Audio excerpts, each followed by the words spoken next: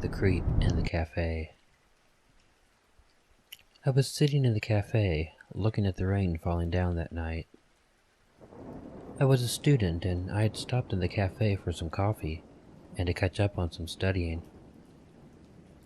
It was getting dark early then, so I didn't notice when the black storm clouds began moving in. Before I knew it, the rain was pouring down. Occasional lightning lit up the sky so bright that for fleeting moments it seemed like it was daytime. I assumed that the storm wasn't going to last very long because storms seldom do. But I sat in that cafe for no less than 3 hours, hoping that it would pass. I didn't have an umbrella, and the walk back to my dorm wasn't going to be pleasant. The coffee shop was pretty empty as it got late. Around 10 at night, it was only me and the barista left. It was all right though, because it was a college town and students often spend hours and hours in that cafe hitting the books. Around that time, I heard the door open and I looked up to see someone coming into the shop.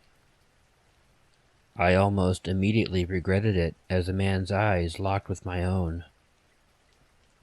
Although I was just looking to see who it was, an eye lock can sometimes give them the wrong idea. And this man was not someone I wanted to get the wrong idea. He was a much older, almost homeless-looking man. He had long gray hair, an unshaven face, and was wearing a long green trench coat. I looked away and could still feel him looking at me when I did. He went up and ordered a coffee as I was working. Once he got his drink, he did exactly what I had feared he would. The man walked over to a table near me, despite the entire cafe being empty. He sat at the table right next to me, and he watched me.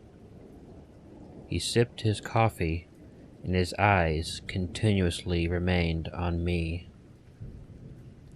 Have you ever had one of those experiences where you know you're being looked at, and you have to do everything in your power to make it seem like you didn't know?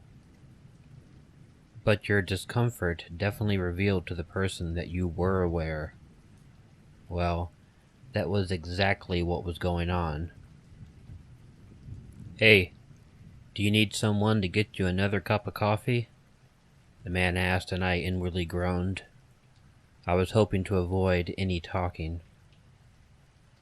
I looked up at the guy, forced a weak smile, and shook my head. "No thanks. I'll be leaving pretty soon," I replied and went back to my work. "You shouldn't be walking out in the rain alone," he told me. "Want me to walk you home?" He was trying too hard, and it was irritating. I shook my head. "No thanks. I'll be all right," I told him without looking up. The man didn't ask another question, but he didn't stop looking at me either. It was creepy as hell. Although I wasn't looking up, he was sitting right across from me, and I could see him, and actually feel him looking at me. After enough time had passed, I finally couldn't take it anymore. Walking home in the rain right then would be a lot better than remaining there and being stared at. Besides, I wasn't getting any work done. I quickly packed my things up and stood up. I decided the best thing to do was just leave as quickly as possible.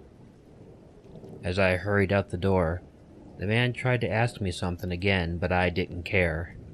I just got out the door and away from him as quickly as possible. I got out into the rain, holding my book bag under my coat so I wouldn't get my books wet. It was awkward, but I didn't have any real choice. My dorm was a bit of a walk away, and I had to try and get there as quickly as possible. The rain was hitting me pretty hard, and the lightning and thunder was pretty frequent. I was going to be totally drenched by the time I got home. I turned the corner to go towards the dormitories, and right when I turned the corner, a bright lightning shot lit up the neighborhood. And since I was turning, I saw out of the corner of my eye that the man was following me. I was immediately worried, but I tried not to let it affect me too much. I just hurried. It became difficult walking because part of me wanted to look back at every moment. But when you're being followed, it's just never a good idea to let the person know that you know you're being followed. I just hurried, hoping against hope that the man would not catch up with me and that I would not slip. As I saw my dorm coming up close, the temptation to look behind me was just too great for me to resist. In a moment I will always regret, I turned my head around and I saw the guy following me. Even worse, he noticed that I noticed him. When he did, he began hurrying. I guess he figured he had nothing to lose. With a knot formed in my stomach, I realized I just had to go for broke and run as quickly as I could. It was difficult, yes, and looking back over my shoulder made it even worse. The man wasn't in the best of shape, but he was running after me very fast. I panicked, and although I hated running and rarely did it, I kicked myself into overdrive and ran like I had never run before. I looked behind me, and the guy was coming after me. Fortunately, I was just about at my dorm building, and I knew I would be safe. However, although the man hadn't really gained too much on me, I realized that I would have to stop at the dormitory entrance to get my key card out of my book bag. I was lucky, though. Apparently, I wasn't the only one outside, and before I got to the dormitory, another student was approaching it. And thank God that it was a guy, and not a very small guy. As he was opening the door up, he must have caught sight of me out of the corner of his eye. I assumed he saw the guy behind me too, and I yelled and asked him to hold the door open.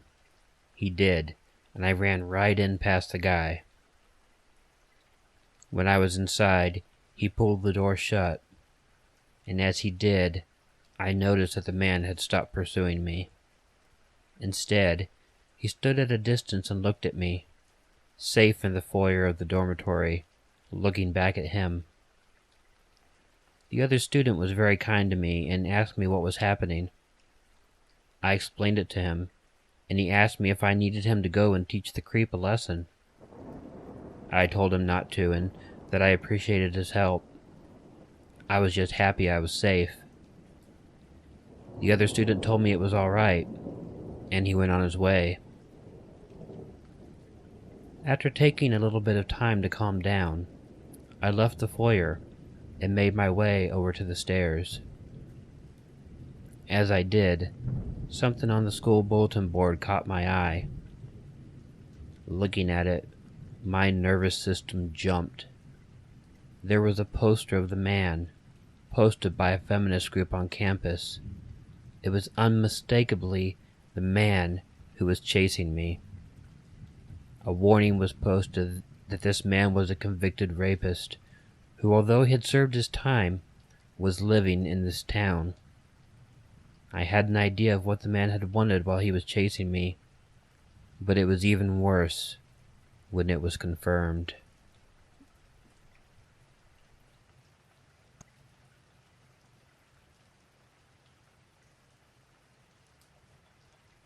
Number 2. In the Woods. I remember when I was younger, and the thunderstorms would begin to roll in. I grew up in Norfolk, Virginia, on the Navy base. Thunderstorms there were beautiful. Often the day would begin very clear, but then you see the black clouds moving in off the ocean. It was beautiful to see the storm with lightning and thunder off to the distance, while it was still bright out overhead. And it never took too long for the storm to finally overtake the sky. And Virginia storms last for a long time. As much as I love thunderstorms, I hate getting caught in them, though. I hate being wet. I won't even go swimming because I don't like the feeling of being wet. When I take a shower, I'll scrub clean as quickly as possible and then get out and get dry. Whenever it rains, I will try to find some place to go, just so I don't get wet at all. When I was about 15 years old, my dislike of getting wet almost got me into a lot of trouble. I was out on a basketball court, playing a game with a few friends of mine. The court was a bit far from my house. While I was playing, I saw off in the distance the black clouds as they began moving in. The lightning was visible, but the thunder was rolling only very quietly. I usually was pretty good at knowing how quickly a storm was moving in, but this one was moving a bit faster than I had anticipated. When the sky above me quickly began turning dark, I knew I had to end the game and be on my way. Quickly the sun was blocked out, and the area darkened. The wind picked up, and I knew my time was limited. On the way home, the wind became vicious. It was the kind of wind that feels like it was capable of blowing you over. Although it was only about 1 in the afternoon, it had gotten so dark above my head and around me that it may have been nighttime. The lightning was cracking hard above my head, lighting up the clouds, which were pretty dark to begin with. The worst part of all this was I was worried that I would not make it home before getting drenched. Behind the housing there was a large fenced-off area with lots of trees. We weren't really supposed to go back there. I don't really know what it was called, but it was a slightly swampy, forested area. I had been back there before, and I knew I could take it to get back to my house. If I cut through it, I could take a path that would get me to my house, where I could then climb over the fence and be right in my backyard. A loud and bright crack of thunder made up my mind for me. I went over to the gate and quickly climbed over it. I had to walk through some grass to find the path through the woods. It had been dark enough before going into the woods, but now it was worse. It was really hard to see where I was going. Plus, there were tons of dead pine needles blowing around me, and it really sucked. A few of them even got in my eye. But so far, I was still making it without getting wet, and that was what was most important to me. I'd been through the wooded area several times, and I knew my way through it, so I wasn't too worried about how dark it was. It was inconvenient, but not terrible. The path went through a clearing up ahead of me, and I knew at least when I got there that I would be able to orientate myself a little better. The lightning flashes would give me a much better view of my surroundings. I was doing a pretty good job considering the circumstances, when regrettably, I began to feel the slightest raindrops falling down upon me. I cursed a bit, and then tried to pick up the pace. I thought if I was lucky, I could get to the house before it picked up too much. As it was sprinkling, I made it into the clearing, which wasn't too far from where I had to go to get through the fence and into my yard. As I made it there, though, I realized that somebody was there. It was hard to make out who it was, but somebody was definitely standing in the clearing. This wasn't too unusual, as many of the teenagers in the neighborhood would hang out there to drink and smoke pot. But no one should be doing that in this sort of weather. Just seeing that person there gave me pause, and I had to try and get a good look at him, just out of curiosity. Whoever it was, he was tall. I mean, really tall. I decided to just cut out of the clearing and get to my house. Right then, a crack of lightning lit up the entire area, and for about a second and a half, I got a view of the man. He was enormous, and he was wearing a dark black coat. And worst of all, he was holding what looked like a hatchet at his side. But just as quickly as I had seen him, the light went out, and it was back to a silhouette. I could still see him in the dark, and he didn't move at all, but he was blocking the way on the path. Gathering my courage up, I turned and ran back the way that I came. Forgotten was my fear of being wet, because my fear of an enormous man carrying a hatchet was much worse. I slipped once or twice, and the rain began pouring down hard. I didn't look back at all, and I made it to the fence where I'd originally came in. I got back to the area where the basketball court was. It was in the middle of a commercial area, so there were people around, or at least there were buildings with people in them. Once I was clear of the area, I looked back and saw that the man had followed me.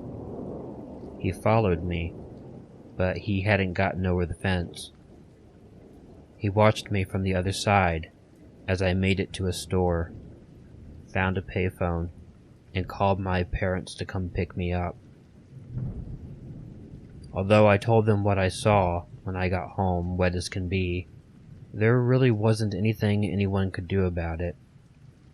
Although the man had followed me, and it was not legal to be in that area, I had absolutely no further information on the man at all.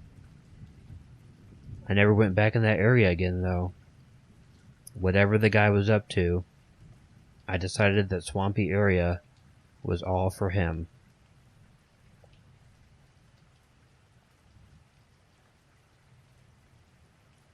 Number 3. Home in a Storm. During the summers when I was a teenager, I finally got to begin staying up as late as I wanted to. It was a new kind of freedom that I really enjoyed. Right away, I began staying up later than the rest of the family, who generally all went to bed really early anyway. When they did, I would stay up for hours, enjoy the solitude, and watch horror movies. We didn't have much money, but the house we lived in was rather big. It had a total of 7 bedrooms, even though it was just my parents and 3 kids. So there were many empty rooms that were just used for other things. The point is, the house was very big, and a lot of it was very empty, and that made it kind of scary and ominous, especially when you're alone. This one particular night, my family actually had left to spend time at my grandmother's house. I really didn't want to go and was happy to have the house to myself for a whole night. I was enjoying myself after my family left.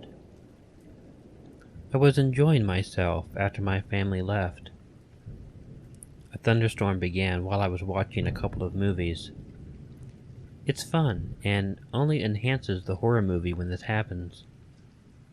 I was watching A Nightmare on Elm Street when the first beautiful crack of a thunderbolt lit up the entire outside for a few moments, and that was great.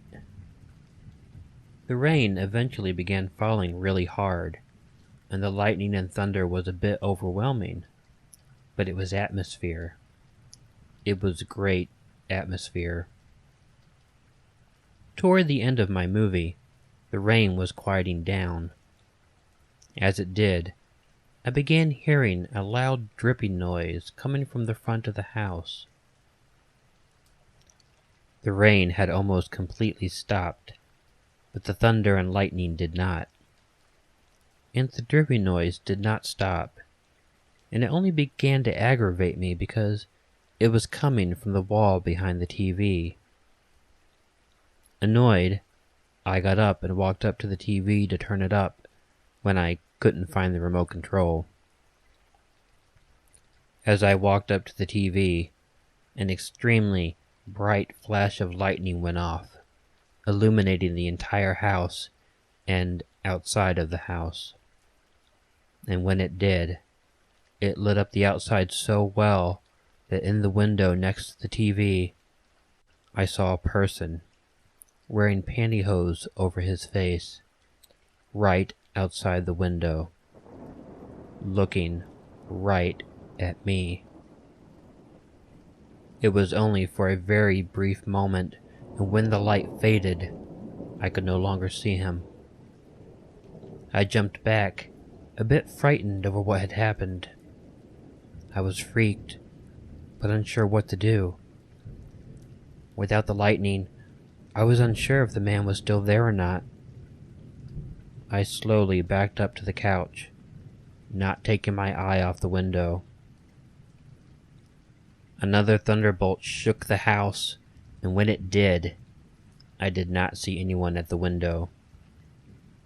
I wasn't sure what was worse, if he was still there, or if he had left. If he had left, then he could be watching me from anywhere. I carefully went over to the stairs and slowly made my way up to the top. It was difficult because I had to walk sideways with my back to the wall. I didn't want the man to be watching me from behind. I crept into my parents' room and turned on the light immediately. Searching through the closet, I found my dad's gun. I took it and went into my own room. After looking everywhere to make sure no one was in my room, I curled up on my bed with the gun. I waited until the sun rose up in the sky before I was able to go to sleep. The guy never came back as far as I know. But every time I was in the house, in the dark, watching a movie, I always felt him there. I felt him watching me, and I have never been able to shake that feeling.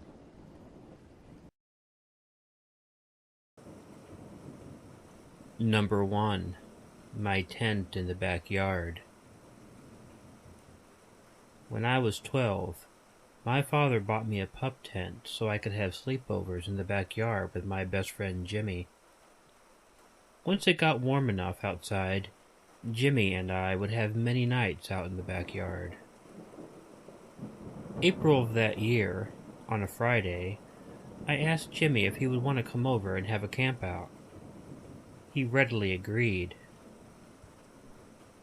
About an hour after he arrived at my house, though, the dark clouds began rolling in.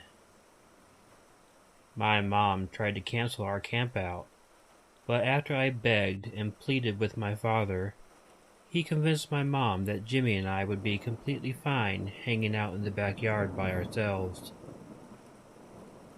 I was really excited. The storm was just going to make the night that much more enjoyable. Jimmy and I would tell a bunch of scary stories, and it would be really freaky with the storm outside. We watched a little bit of television as the lightning momentarily lit up the sky. It still hadn't begun raining when we went out to the tent.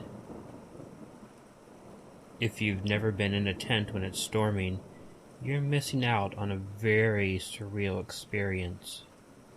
Even before the rain began falling, the wind hit the tent hard, and we could hear it howling. Each crack of lightning not only lit up the entire sky, but it also easily shone through the thin fabric wall of the tent.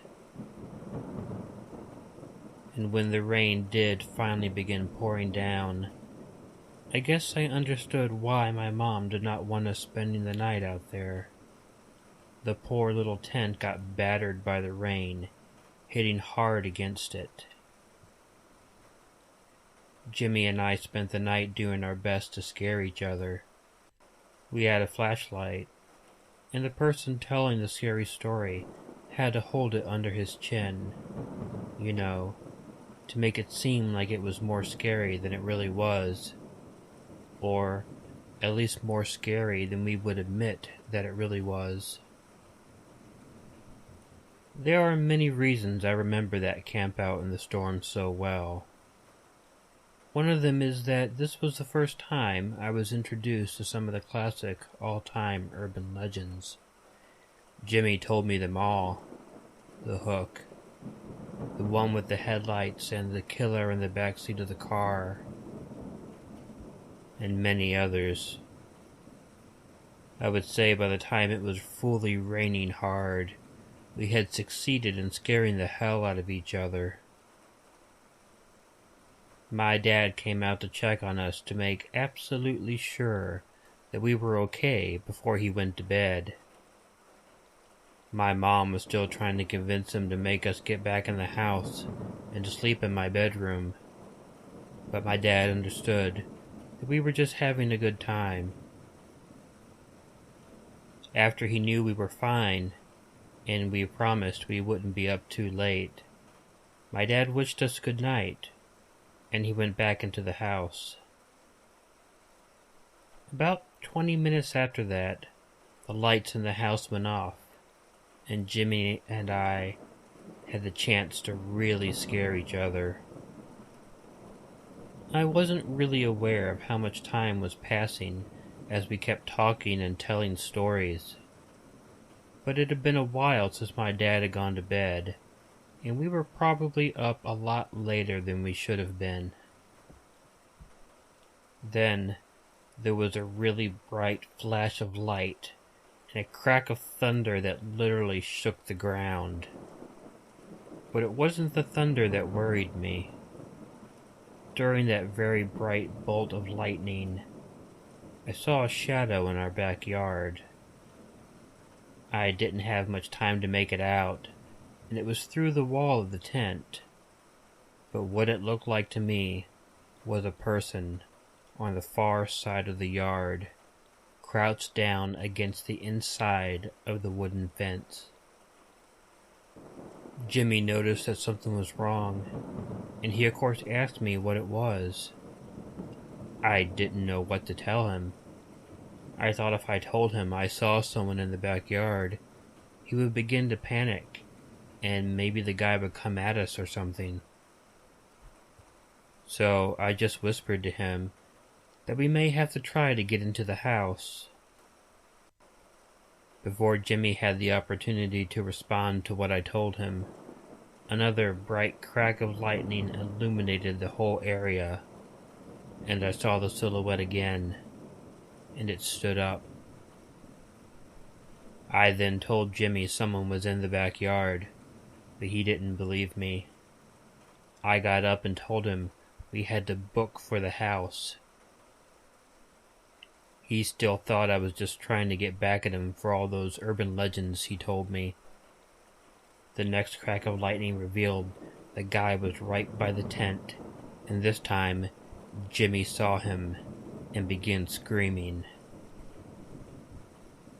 The shadow was at the door of the tent, and he began pulling on the zipper, trying to open it.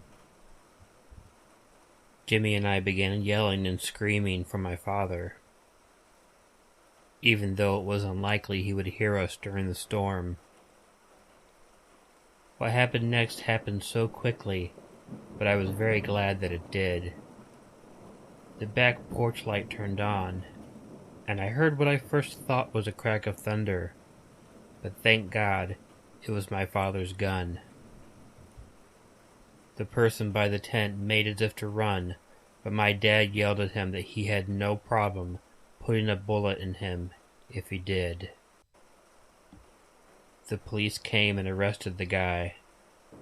It turns out that the very first crack of lightning that revealed the man to me woke my father up. My mom told him to check on us, and when he did look out the window, The second crack of thunder revealed to my dad the guy standing in the backyard. He woke my mom up and told her to call the cops while he got his gun out of the safe. Jimmy and I spent the rest of the night in the room. This time, we did it without arguing. It was quite a while before either of us were comfortable sleeping in a tent again.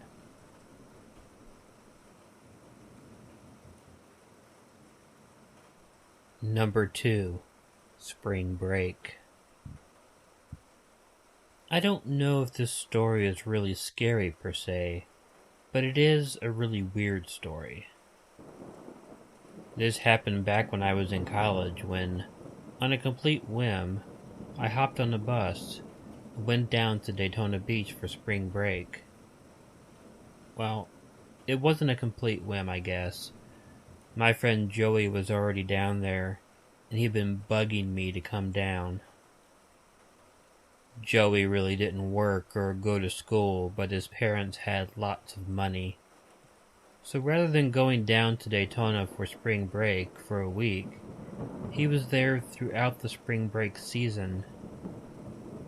He eventually convinced me to come down when he promised he would bring me back after the week was over. I only had enough money to make the trip one way, if I was going to spend any money there at all. One thing that Joey left out about our spring break trip is that he had driven his father's motorcycle down there. If I wanted to ride back home, it would be on the back of the cycle. While I was not completely comfortable with that, I eventually accepted it because if I spent the rest of my money for a ticket home, I wouldn't be able to spend any money for spring break. So I had a good 5 days in Daytona, and then, in order to get back to school on time, Joey had to take me back home. It would be a 2-day drive, and we would have to get a hotel after the first night. Thankfully, he had his parents' credit card and would be paying for it. We got started relatively early in the day. We went up through Florida and eventually made it into Georgia. It was about 1 p.m. when things started to get ominous. It began getting very dark as the most foreboding storm clouds I had ever seen in my life began to roll in. And these weren't just black clouds. These were greenish and black clouds which blocked the damn sun.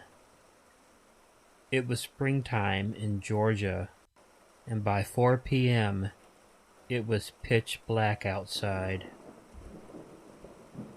The only positive is it hadn't started raining yet.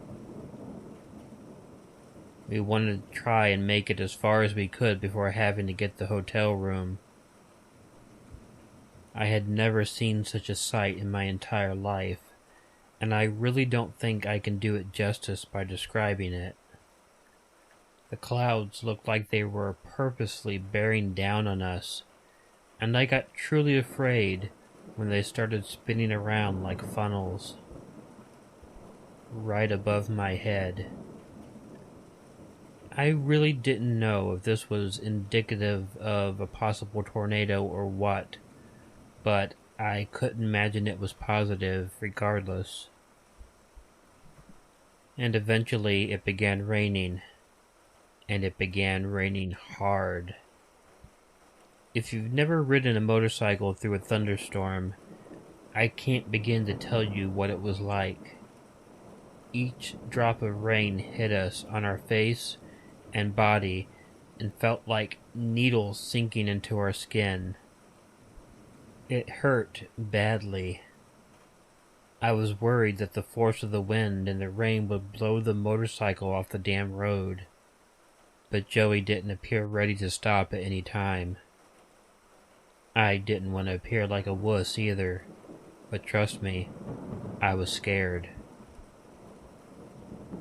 We saw a sign for a Holiday Inn at the next exit. It was then that Joey yelled back and asked me if I wanted to take that exit. I was in pain. I was cold. I was frightened. But I thought about the kind of person Joey was.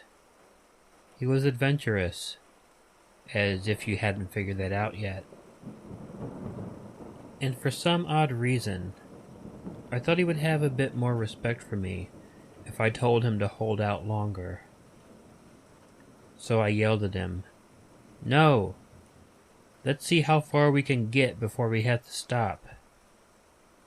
Joey laughed, and we went on. I think we went on for another hour before it was Joey who decided that we were going to have to stop. We found an exit with what I believe was a hotel called Quality Inn. We checked in, and I decided I needed to take a shower first. Joey was fine with that because he wanted to watch the weather anyways.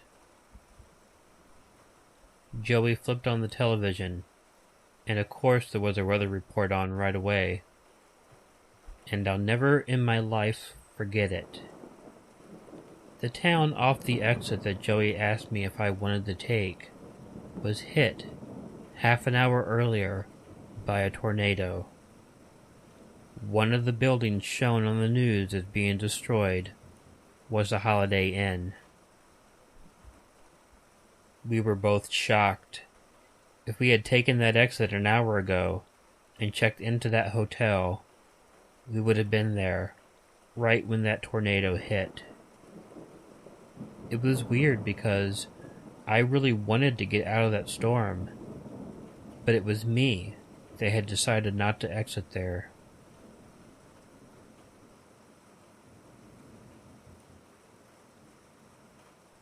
Number 3. Rain Walk. I live in a small town with my family. I was 19 when this happened. My brother was 13 years old, and this happened when he was on spring break from school. My parents had already gone to work. I had a job too, but I didn't go to work until later in the day. There was going to be a period of about 4 hours after I went to work that my brother would be by himself in the house, which was no big deal. He was 13 years old. On this day, I had about an hour before it was time for me to leave for work. It was about 11 a.m. When I woke up, it was raining and storming very hard. I mean, really hard, even fierce. The wind was strong, the sky was completely black with clouds, and it looked more like the sun had recently set than it did like it had recently risen. The rain was pounding on the house. I was the type who didn't like to get up really long before going to work. I had to be there at 12:30, so I woke up at 11, made myself some coffee, and then I went into the living room to relax for a while. I was watching a bit of TV and halfway watching the storm, and something caught my eye. I looked outside, and there was a guy out in the storm, walking down the street. He was tall, dressed in black, but the weirdest thing is he didn't have an umbrella or even a raincoat.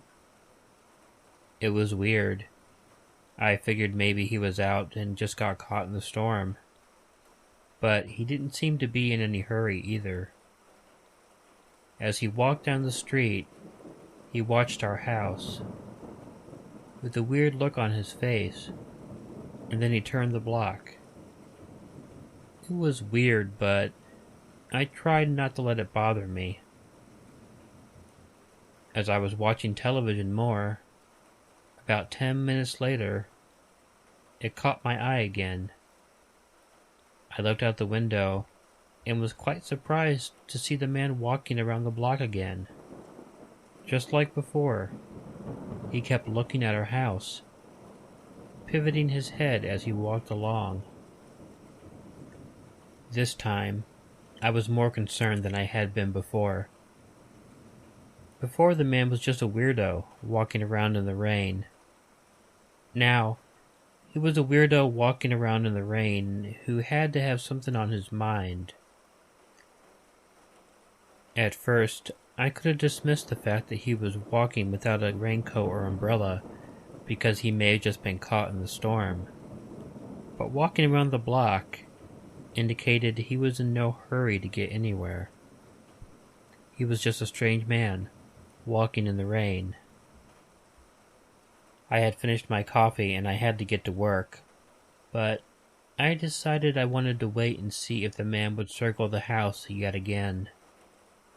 I was hoping it wasn't something other than just a weirdo in the rain, and maybe he wasn't singling out our house. Perhaps he was watching every single house on the block. It was the third time he walked around once again, looking at our house, that I got really concerned. It was exactly like it was before. I really wasn't sure what to do in this instance. I didn't think the guy had done anything actually wrong or illegal, so I couldn't call the police. But I also didn't feel safe leaving my 13-year-old brother in the house by himself on the very off chance that this man was going to break into the house. I couldn't take my brother to work with me, so I'd have to find something else. When I left, all the cars would be gone from the driveway, and that may have been what the guy was looking for. After going over it in my head again and again, I finally decided that I was paranoid enough that I should see if I could drop my brother off at a friend's house. I explained to him that I was worried because something weird was going on, and I asked him if he had anybody who would let him hang out until my parents got off work. He did. He called his friend Dylan, and I dropped him off over there and headed to work myself. I was working, and the rain was still coming down violently for hours. We were not very busy because of it. But around 6 p.m., I got a call from my mother. Someone had broken into our house. I really wasn't surprised, although I did feel like an idiot for not having called the police. However, what bothered me was not that the house was indeed broken into. What bothered me is that nothing was stolen from the house. That told me that the man who broke in wasn't trying to steal anything. When I explained what happened to my parents, they were very happy that I hadn't left my little brother in the house alone, because who knows what would have happened.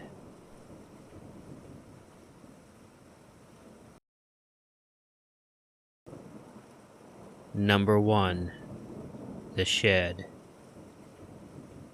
My parents didn't really have the money to buy me the dress that I wanted to wear to the homecoming dance, so I decided to get me a job as a babysitter in order to pay for it.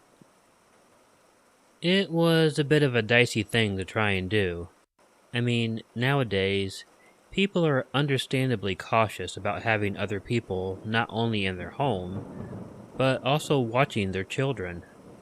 I actually had to take to showing parents my report cards and giving them recommendations from my teachers. I can understand it, especially after listening to all the horror stories on YouTube, but understanding it didn't make it any less frustrating. When I did find a job, though, the people I found it with were very much the opposite of the parents I was normally getting. I had brought copies of my cards and my recommendations, but they seemed genuinely surprised when I offered them. Well, even more surprised than I was that they hadn't asked for them. They almost seemed like they were trying to cover up for not asking and feigned interest in seeing them. I got the job pretty quickly. It was great too because it was a standing Friday job, and it paid really well. Because I had gotten the job so easily, I automatically thought that the kids must be real terrors or something.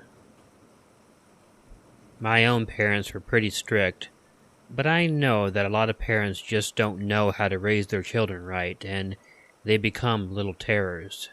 Trust me, I've seen it happen. I was pretty nervous on my first night there, but I was quite pleasantly surprised when the kids were just absolute angels. They were possibly the most well-behaved kids I have ever seen in my life. I was a bit confused still about why the parents had been like that, but I wrote it off as maybe they were just more trusting than most other parents I'd interviewed with.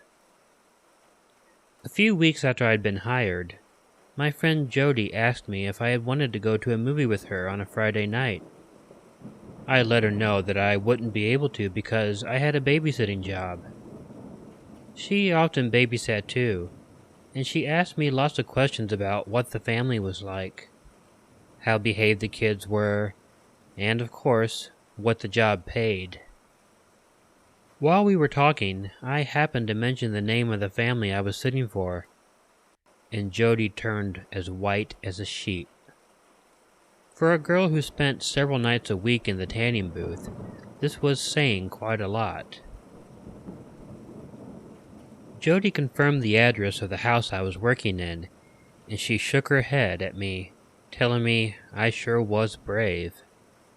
When I asked her to explain it to me what she meant, she told me that the house was a hot potato in the neighborhood. In her own life, she had seen over 6 families move in and out of it, and that was only when she was old enough to begin paying attention. She then told me that the reason why was because there was a family back in the 1960s that had owned the house, and they had a 10-year-old girl who they had kept locked up in their shed in the backyard.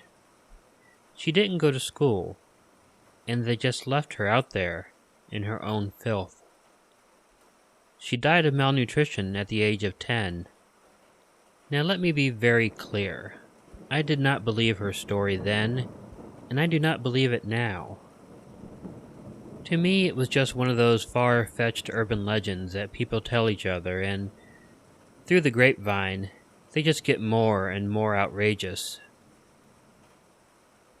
But although I didn't believe the story, I was a bit nervous around the house. I never brought this urban legend up to the parents because I really loved the job, and I didn't want to lose it by being weird. A couple weeks after Jody had told me that story, I was babysitting that Friday night. Typical scary story setting, a babysitter on a stormy night, right? Well, that was what was happening. I had put the kids to bed earlier, and it was about 10 p.m. The parents usually were out very late, and I didn't expect them home until close to 2 a.m. I was watching TV in the upstairs den. I was watching The Daily Show when a large boom of thunder almost shook the house. As expected, soon after, the 8-year-old daughter came into the den. "Ah, honey, are you scared of the thunder?" I asked her when she came up to me. The girl, Ellen, shook her head. She then said something I couldn't quite understand, and when I asked her to repeat herself, I almost regretted it. She told me, "No, I'm scared of the girl in the backyard." I was, of course, alarmed, and I asked her what she was talking about. Ellen told me to come with her and she'd show me. I kept hoping to myself that she had just had a bad dream or something, but I was nervous as she led me into her room. She then told me to look out into the backyard. I was scared, but I was the babysitter, so this was the very essence of my job, to protect the children. So I crept up to the window and looked out. and of course, there was nothing there. Turning back to Ellen, I asked her if she is sure that she just didn't have a bad dream. But before she could answer, I saw something out of the corner of my eye. I looked into the backyard, and I will never forget what I saw that night. In the backyard, in the mud, a girl, wearing nothing but a nightgown, was crawling across the yard in the mud. She crawled over to the shed, turned and looked up at the window, and then nudged the shed door open, went inside, and closed it. Terrified, I took the children into the den, and I called the police and the parents. They all came out immediately. The police searched the yard and the shed too, but they didn't find anyone. They did, however, find mud on the door of the shed, and on the floor of the shed, as if it had been tracked in by someone. Now, I didn't believe in ghosts then, and I still don't. Honestly, to this day, I still think this was a prank set up by my friend Jody, but she denies it, and she seemed genuinely scared when I told her the story. Neither the parents nor the police had claimed to have ever heard the urban legend story when I told it to them. But the fact is, I do not know what it was that I saw that night. I have no explanation for it, and even if I did, it was still scary as hell when it happened.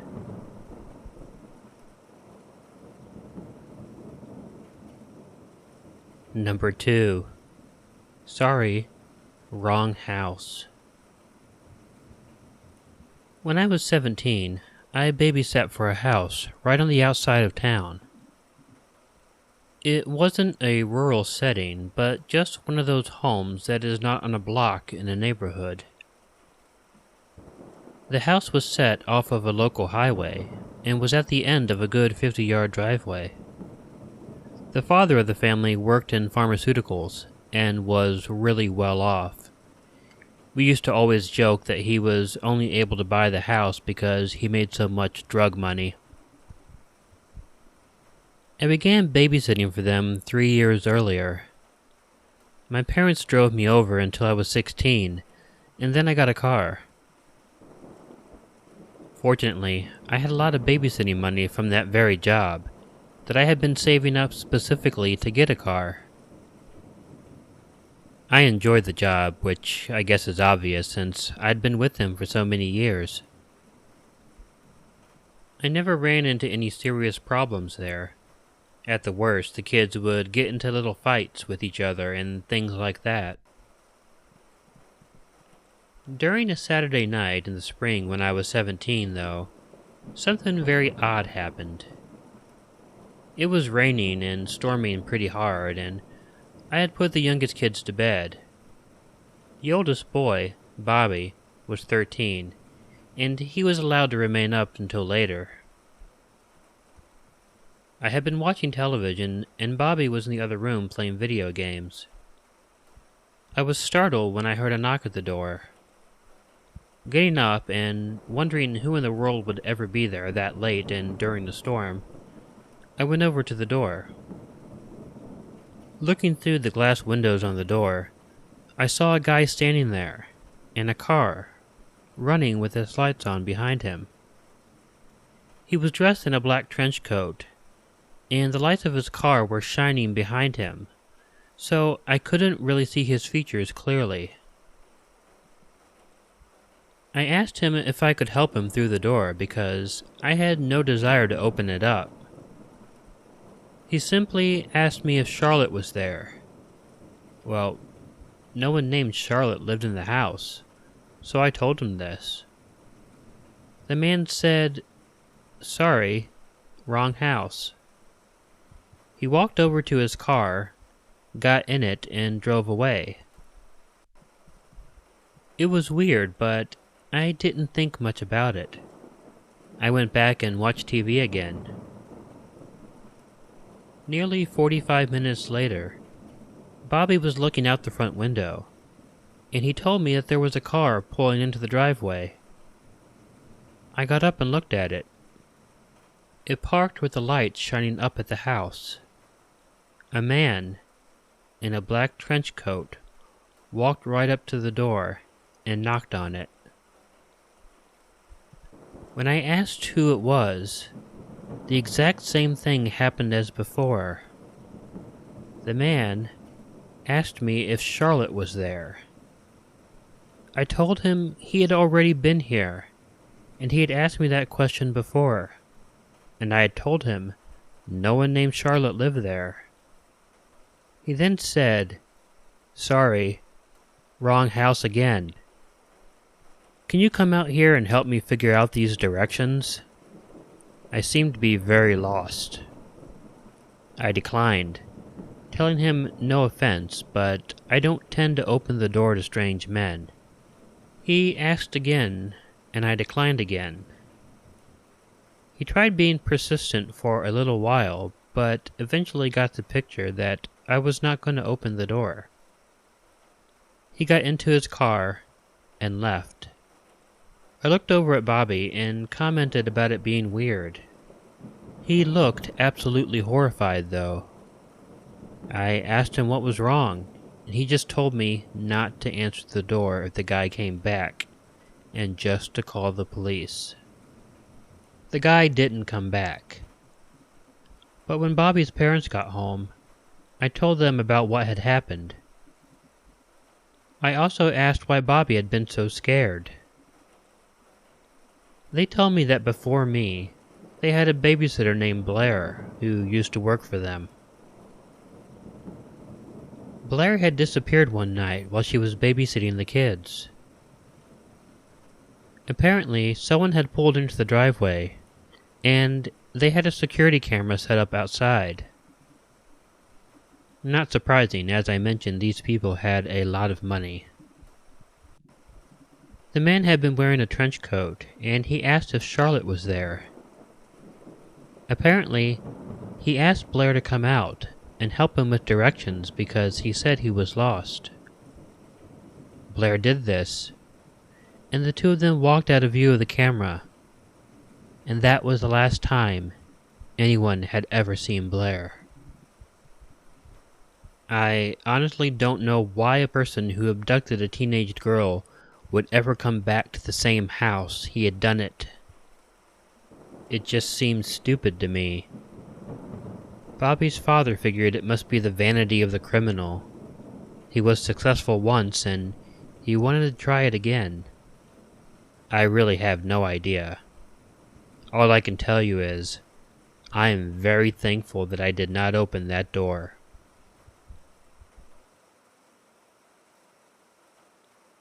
Number 3.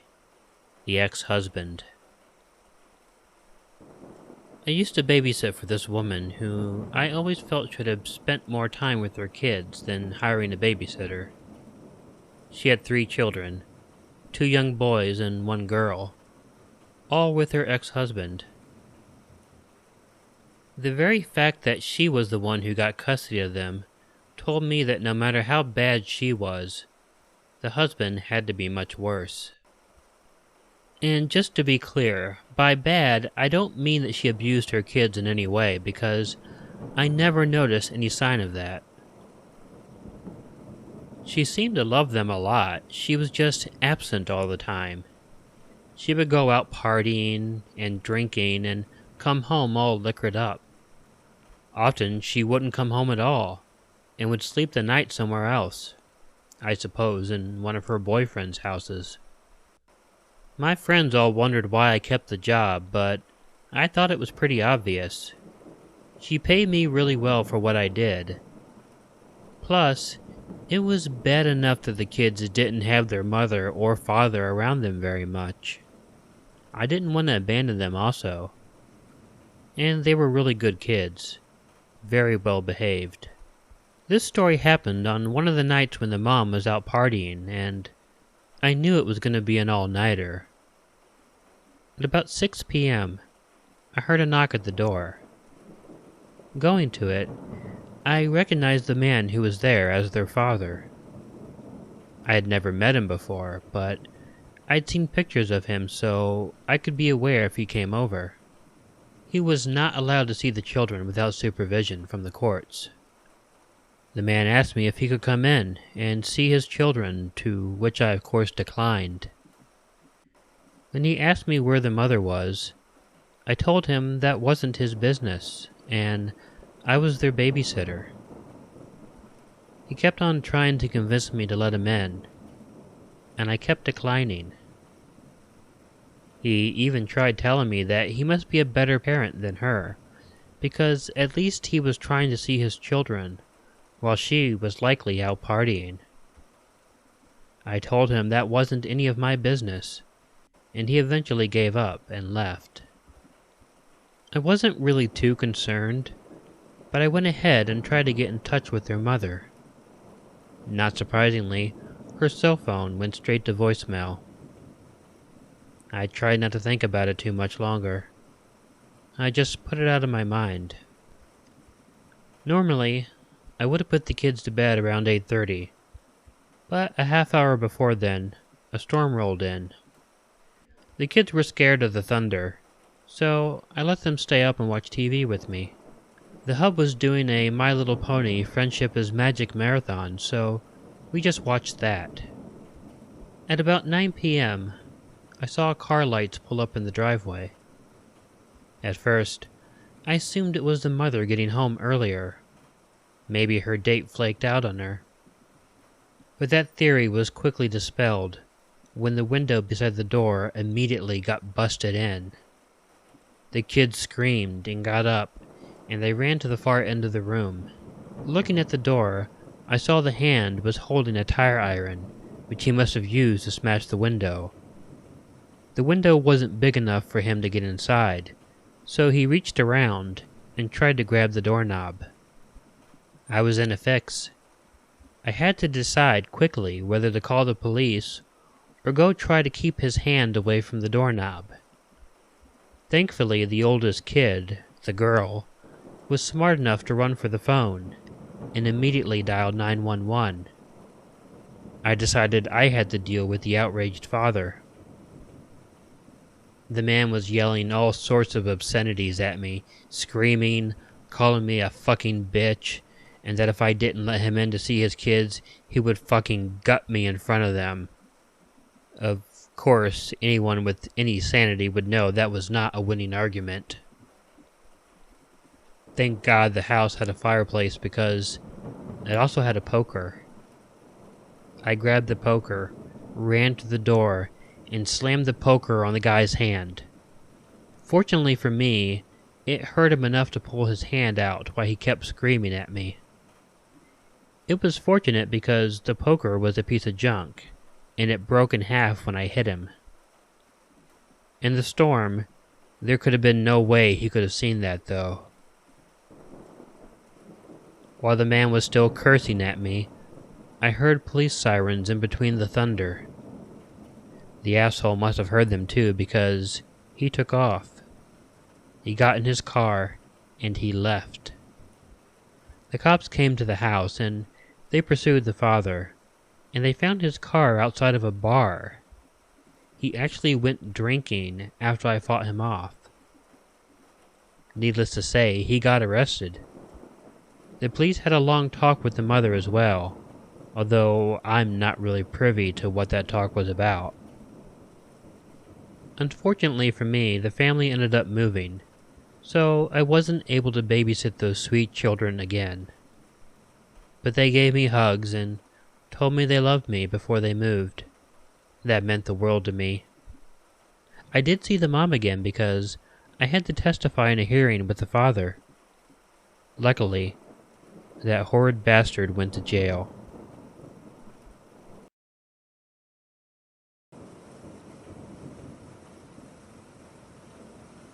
Number 1. The Accident. At a really young age, My parents began letting me stay home alone. We were pretty poor, so both had to work. I was given a key to the house. Whenever I would get home from school, I would get inside, lock the door, and wait for my parents to come home from work. I was never supposed to answer the door for anyone. I was 11 when this happened. I was walking home from school. There was already a storm coming, too. The black clouds were slowly inching their way across the sky. I knew I'd have enough time to get home before it began pouring down, though. And I did. Although, when I did get home, it was already pretty dark, due to the cloud cover. It was about 3:30 p.m. when the rain finally began falling. The winds were heavy.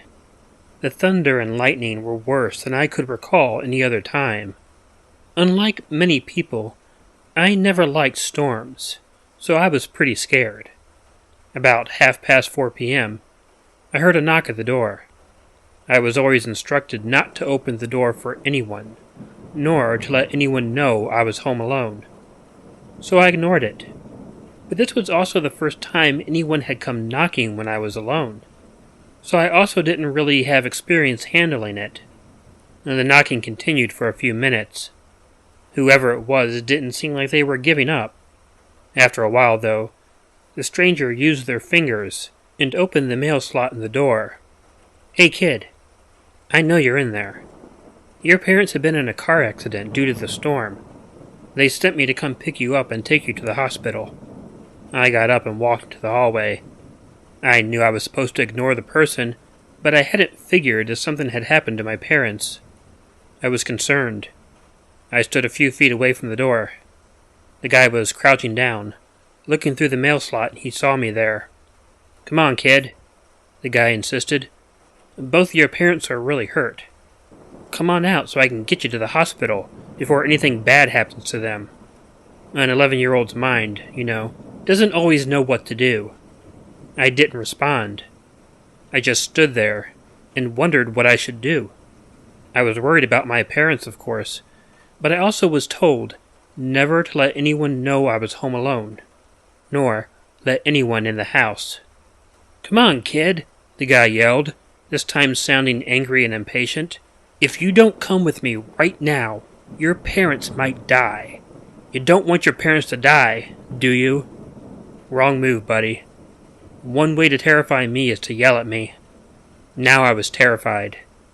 I ran away from the door. I went up to my bedroom, ran into the closet and hid in there. I was aware of some pounding on the door and some yelling, but it didn't last much longer.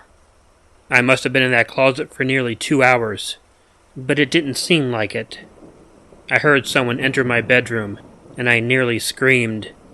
The doorknob turned and opened, and there was my mom, completely unharmed, and wondering why I was hiding in the closet. I explained what happened. It was all a lie, although we don't know it was him for sure. A man was arrested later on for several kidnappings in the area. My parents were never hurt. This guy was just trying to get me to open the door and go with him. I was 11, and 11-year-olds can be gullible. Thank God we could be scared, too.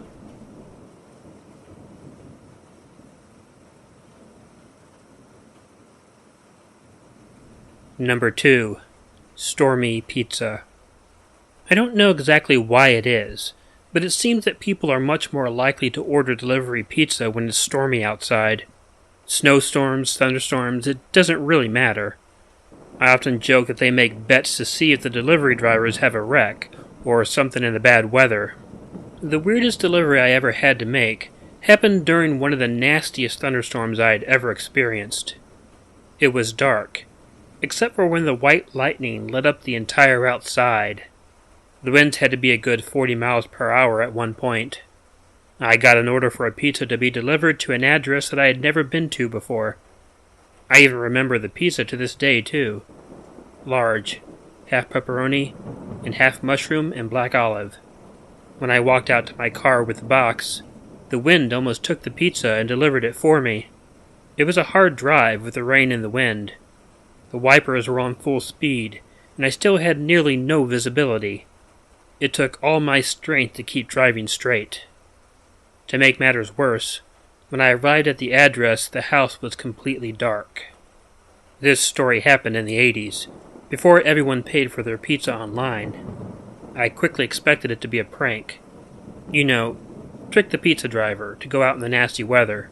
But as I pulled into the driveway, I noticed someone was on the porch, rocking back and forth in a rocking chair. I found this odd. I left my car lights on, and I got out of the car. I suppose the lights were a bad idea, really. I ran up onto the porch to get out of the rain. It was only when I was wiping the rain out of my eyes that I realized this was not a real person sitting in the rocking chair. It was like a Halloween dummy or something. Some crypt keeper-looking character that was only rocking because of the wind. There was a sign tied to it that said, "Bring the pizza around back." I wasn't about to do this, though. Instead, I went over to the door and knocked on it. There was no answer, so I knocked again. Louder this time. Still no answer. I was about to knock for a third and final time when I saw, out of the corner of my eye, someone peek around the corner of the house and quickly said, "Psst! Bring the pizza around back," before disappearing once again behind the side of the house. There were no lights at all, other than from my car. I honestly stood there with a dumb look on my face before deciding what to do. Right then, I saw a hand reach around and tap loudly on the side of the house. Looking back at it, it was beckoning me. This was too weird. It was something right out of a horror film. I took the pizza, hurried back to my car, and slammed the door. Right when I began to pull out, 4 huge guys came from the side of the house. "He's leaving!" one of them yelled, and they came rushing towards the car. However, I was in a car, and this wasn't a horror movie, so I was able to pull out and away from them.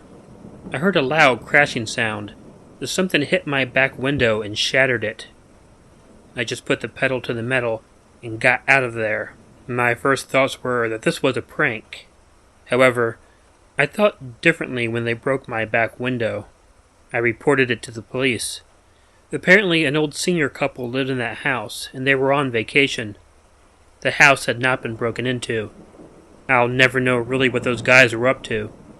Maybe it's better that way.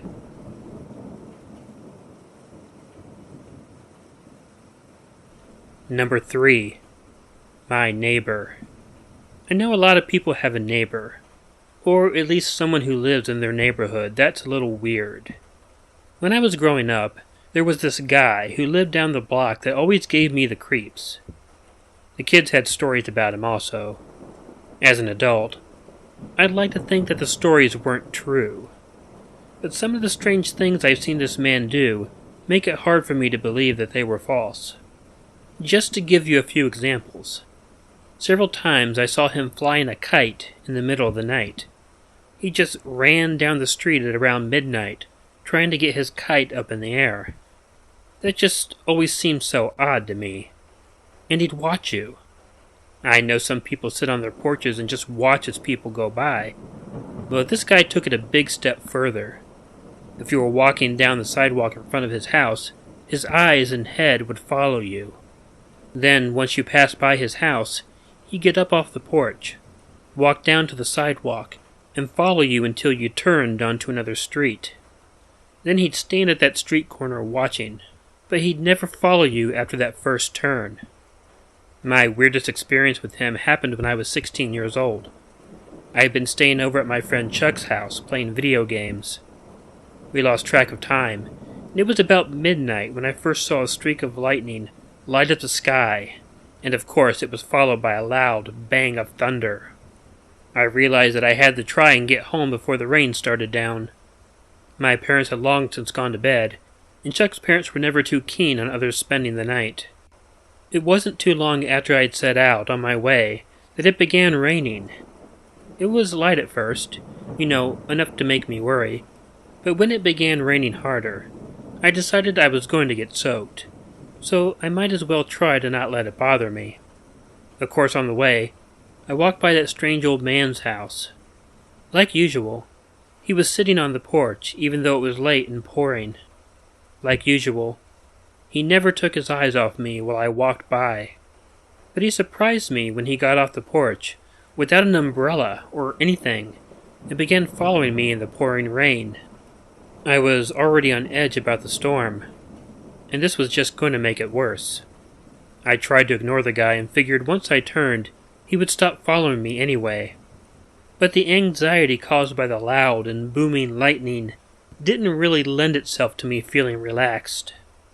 I turned down my street, and after going a little ways down it, I snuck a peek back over my shoulder. He hadn't stopped. The weirdo was still following me down my own street. From there I just hurried. I didn't look back again. I just wanted to get into my house, out of the rain, and away from this strange man. The problem with running in the rain, however, is of course that the ground is very slippery. I tried to cut through my yard, but I slipped on some mud and went crashing headfirst into the ground. I groaned for a moment, but that groan quickly became a cry when I felt hands on me. The man grabbed me and pulled me over onto my back. He then began slapping me in the face hard, screaming, "Stay the hell off of my street! Stay the hell off of my street!" Over and over again. He had these long, ragged fingernails, and he actually scratched deep gashes in my face. I didn't know what else to do other than scream for help. I don't know if it was my screams or the cracks of thunder that woke my father up, but he came out of the house, saw what was going on, and ran to grab the guy off me. The guy kept babbling, "He was on my street. Keep him off of my street." The police arrested the guy, and I had to go to the emergency room. The guy was found mentally unfit to stand trial, and was committed to a psychiatric hospital. I never saw him again. At least for real. I thought I saw his face, though, in every thunderstorm since.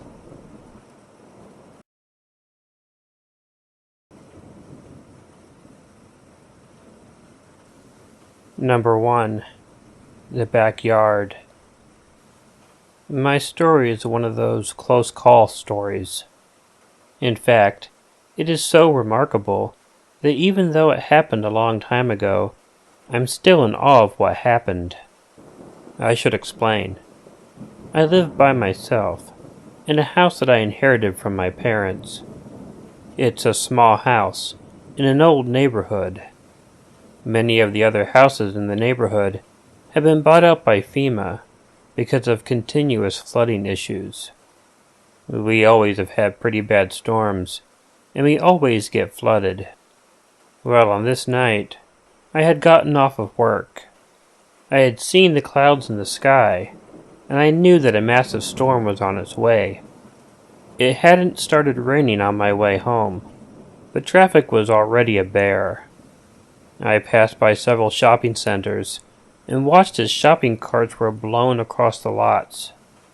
It was summertime, and only 5 p.m., but it was getting dark outside. Every moment, it just got darker and darker. The clouds were bearing down upon the earth. About halfway home, I saw the first flash of lightning. It was one of those that lit up the entire sky. Seconds later, an explosive crack of thunder nearly shook the earth. I just kept hoping I would be able to get home before the rain began. I did make it home in time, just barely. Right afterward, the rain began pouring from the sky. I knew immediately that I was going to have my yard flooded. I was used to this, but never happy when it happened. I spent much of the evening worried about it. The storm had been raging for a couple of hours when the electricity went off. That was all I needed, of course. I went into the kitchen, which was at the back of the house.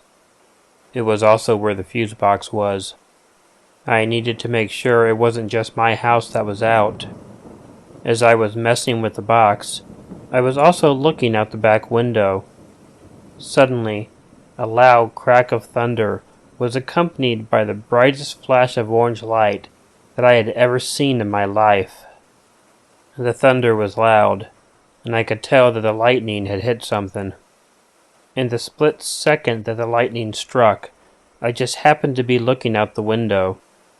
The lightning struck the big tree in my backyard, but it also illuminated the outside for a brief moment. And in that brief moment, I saw that somebody was standing outside next to the tree.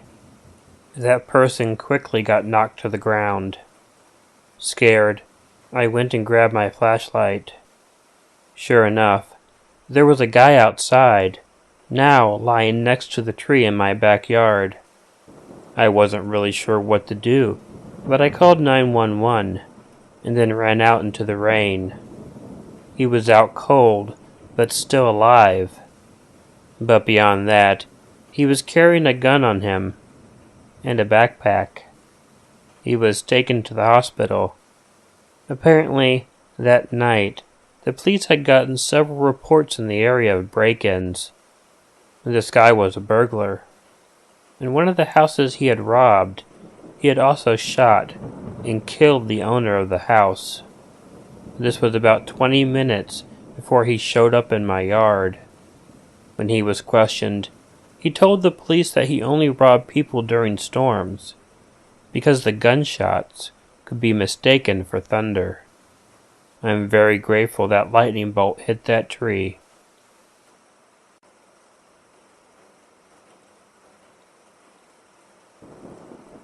Number 2. Caught. The weirdest experience I ever had was a time when I was younger and got caught outside in a storm. As if that in itself was not scary enough, I had a rather terrifying encounter while I was out. I was 12 years old at the time. I didn't have many friends. Very often, I spent all of my time outside by myself. I would hang out in the forested areas to the side of town. Often, I'd sit around and read a book under a tree. I was a real winner, huh? I also liked storms. Seeing black clouds cover the sky and lightning light up the earth have always been two of my favorite things. Unfortunately, this day, my admiration of them nearly got me into a lot of trouble. I was sitting by a tree reading when I noticed the storm clouds rolling in. I thought that I probably had a lot of time before they caught up with me, but I was wrong. Before I knew it, the wind had picked up considerably, blowing leaves all over the place. There was a sudden darkening, and I realized this storm was moving in faster than I thought it was. I got up and decided I needed to hustle in order to get home. I tried my best to hurry, but it was soon clear to me that there was no way I could make it home in time. In order to not get too wet, I ducked under a bridge and into a short metal tunnel under the bridge. It didn't offer me any protection from the wind, but it kept me drier than I would have been otherwise. As the storm picked up, it only got darker outside. After a while, it was nearly pitch black out in the afternoon. I couldn't sit down, so instead I leaned up against the wall. The lightning struck and lit up the place. For a brief second, I thought I saw a figure in the distance approaching my shelter. My heart sped up a little. After a few moments, there was another bright flash of lightning. This time, I know I saw a figure. And the second time, he was much closer to me. I thought maybe it was someone else, looking for shelter like I had been. But he wasn't moving very quickly, which was evidenced by the third flash of lightning. The fourth flash of lightning, which showed him incredibly close to me, also gave me the best look at the guy. He seemed old and somewhat grizzled. He had a homeless, hobo look about him. I finally was able to see him without the lightning, and I realized that he had begun moving towards me a lot faster than he had before. and when the lightning flashed again, he was nearly upon me, and he was holding both of his hands out, as if he wanted to strangle me. I panicked, no longer caring about the rain, so I turned and tried to run out of the other side of the tunnel. I only took 1 or 2 steps, however, when something from behind me grabbed my long hair, stopping me in my tracks. It kept a tight hold on me, dragging me to the ground. I was terrified. I was a 12-year-old boy, so the idea of someone trying to rape me never even entered my mind. Not to say that it couldn't happen, but I doubt the majority of 12-year-old boys go around worrying about it. But the guy did try to get into my pockets. He wasn't trying to rape me or anything. He was just trying to get his hands in my pockets for money, I figure, because he finally found my wallet and pulled it out of my pocket. Even though he had successfully robbed me, he didn't let go. I kept struggling with him, and eventually he got angry at me. He took my head and slammed it hard up against the metal wall of the tunnel. I went out. I woke up some time later, my head ringing. I was soaked. I got up, barely able to stand because I was so dizzy. Looking around, I saw that the storm had not yet passed. Still, I was able to make it out of the tunnel and over to the street. I passed out again, on the side of the street. I had a concussion. At 12 years old, I had a concussion. The guy who robbed me took my small amount of money from my wallet and threw my wallet to the ground. He wasn't hard to find, though. The police picked him up later. I had a little Thunderstorm PTSD for a while afterward, though.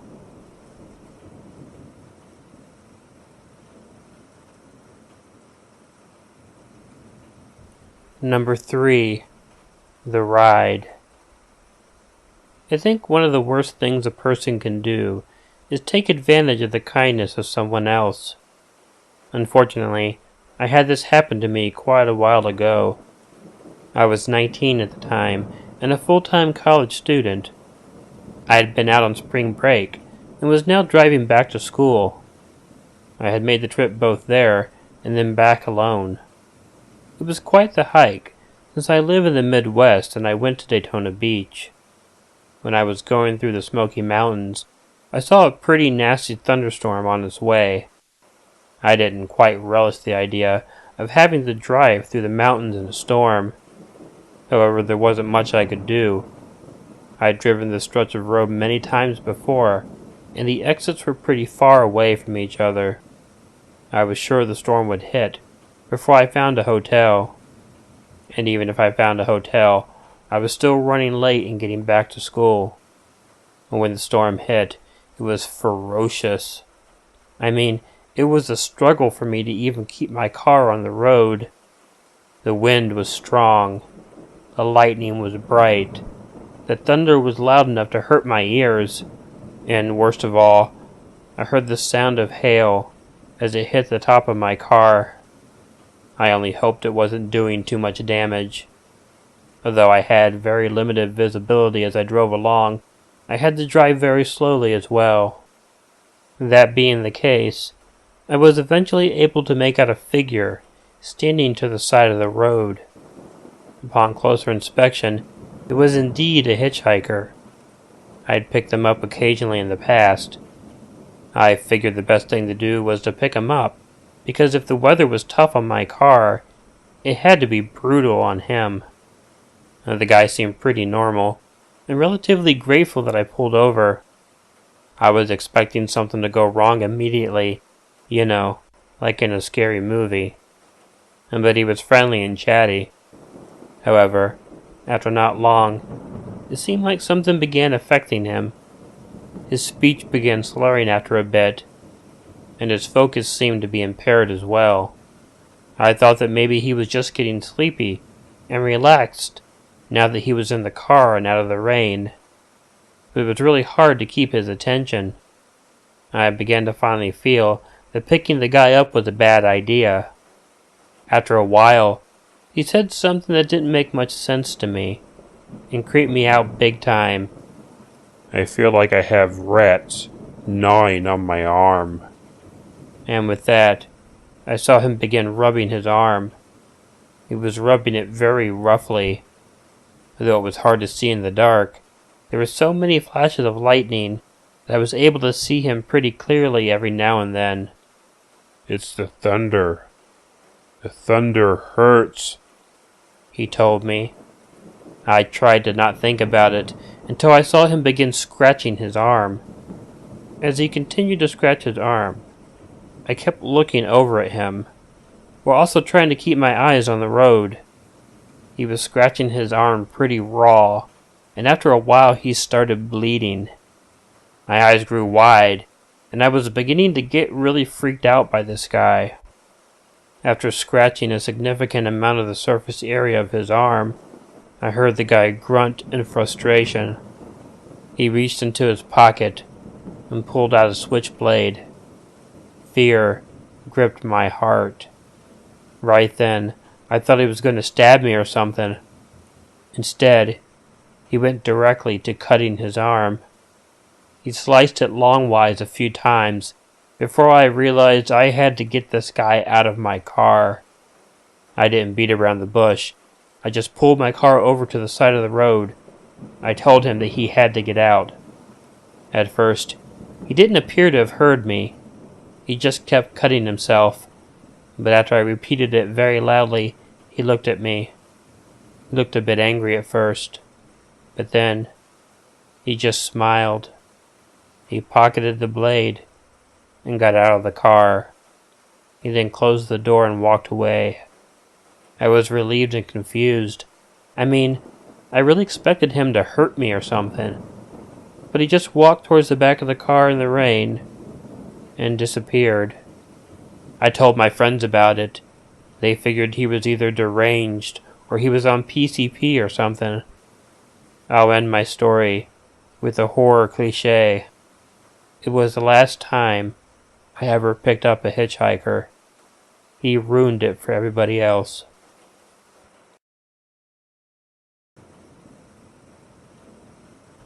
Number 1. Under the Tree. My story takes place during a thunderstorm. And, honestly, it's difficult looking back on it, because it's so bizarre that it hardly seems like it could have been real. But I do remember it. I worked at a fast food restaurant in town as a teenager. I didn't have a car yet, as I was saving up to buy one. So I walked back and forth between home and work. On this day, I was working a day shift on a weekend. About an hour before the end of my shift, I noticed that it seemed to be getting ready to storm. I tried calling my parents to see if they could come and pick me up, but they weren't home. It didn't start raining by the time my shift was over, and I thought I could make it home in time. There's a field behind the elementary school, and I knew I could cut through it. As I was cutting through the field, it began raining. And it didn't begin slowly.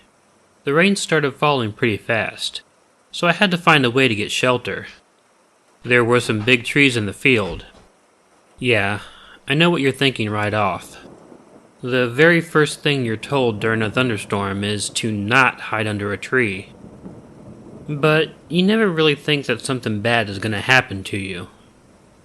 So I made for the closest tree rather than get soaked. Now, this part of the story is hard to put together because I didn't know what was going on while it was happening. I figured it out later. But while I was under the tree, I simultaneously heard the worst boom I'd ever heard while seeing a huge flash of orange light. And I blacked out. When I opened my eyes, I was confused.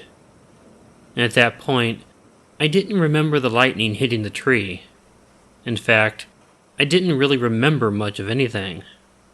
I wasn't sure what I was doing under the tree, or where I was going, or even who I was.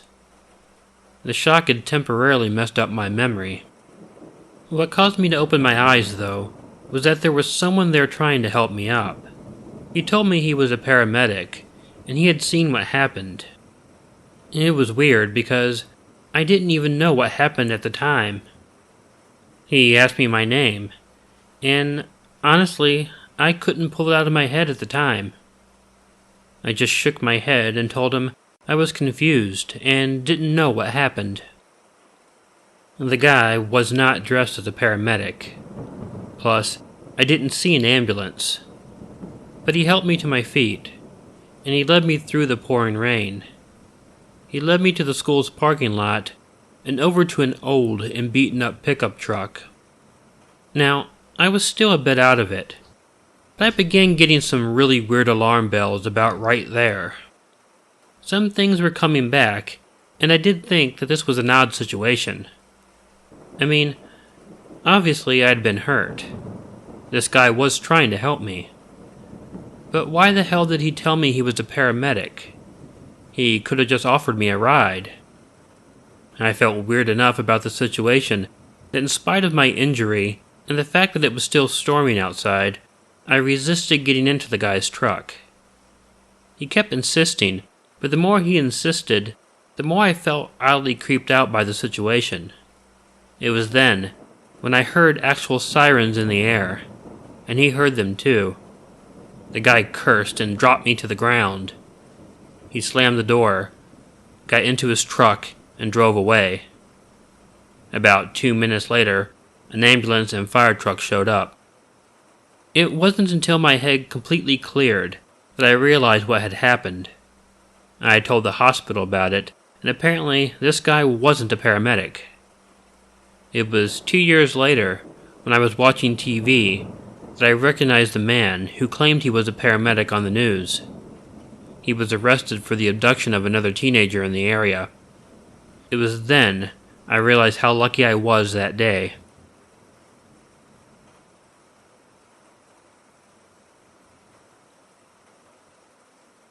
Number 2. The Light. I really love thunderstorms. Honestly, I would prefer it if we just had thunderstorms much more often than regular dry weather. And there's just something about the smell in the air from an approaching storm. I love the way the sky gets gradually darker as the black clouds overtake the sky. But most of all, I love the lightning as it blazes across the sky, and then, awaiting the inevitable crack of thunder, never sure how quickly it will come after the lightning. It may be mildly surprising to know that the scariest experience I ever had happened right before a thunderstorm. And with the storm hitting right after it, I was scared of the storm for the first time in my entire life. I was watching television with the lights off and the shade down. It was about 2 o'clock in the morning, and I was watching YouTube. I didn't really even know that there was a storm on the way. It wasn't until I got up and went into the kitchen for a snack that I even noticed a flash of lightning outside. So I decided to pause my show and go out on the porch for a while and watch the lightning. I didn't hear a crack of thunder, so I thought it would be a while before the storm actually hit. I grabbed a drink and made sure all the lights were off. I went outside onto the porch, and I didn't bring a chair out. I just set my drink on a shelf that surrounded one of the columns, and I leaned against the column and watched the lightning. It was really nice. I knew I could just stand out there forever. I felt the pressure drop a bit, and I was rewarded with a few really nice gushes of cool air. I may have been outside, leaning against that post for about 40 minutes, before I heard the first rumble of thunder out in the distance. It was around that time that I really had to go pee. I thought about going back in the house for a moment, but then I realized that not only did I live in a really small neighborhood, but all the other houses were dark. No one was up, so I decided to just go off the side of the porch. There was a holly bush right next to the porch. Right beyond the bush was the corner of the house that led to the side yard. I leaned off the side of the porch and peed on the bush. And it was then that something caught my eye. There was a sudden light that flickered from the side of the house. It was like a flashlight. It moved really quickly, and then it shut itself off. I had a pretty large side yard, and the flashlight seemed to be coming from right around the corner. That meant that at 2:30 in the morning, someone was snooping around my yard with a flashlight. I kept my eye on the corner of the house, waiting to see if I would see the light again. I didn't. I was nervous, though, and found myself feeling real fear. And just then, there was movement in the bush that I was going on that caught my eye. I looked over real quick, and right when my eyes adjusted, I saw that there was a guy crouched down behind the bush, watching me. I wasn't sure what to do. This just seemed too surreal.